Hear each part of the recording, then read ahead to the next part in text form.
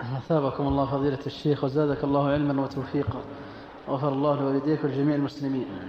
فضيلة الشيخ، هذا سائل يقول: من كان في صلاته مشغولا بعطاس وسعال ومنعه من التكبير للانتقال حتى انتقل إلى الركن البعدي، فماذا عليه؟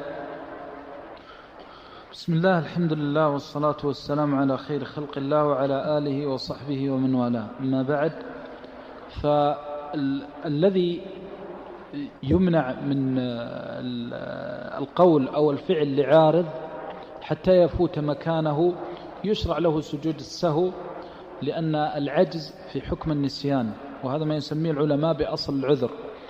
فهكذا لو منع لوجود العطاس أو نحوه فلم يستطع أثناء الفعل، فإنه يلزمه أن يسجد سجود السهو ضمانا لهذا النقص، ويكون عذرا موجبا لعدم المؤاخذة، فيكون كالنسيان، والله تعالى عنه.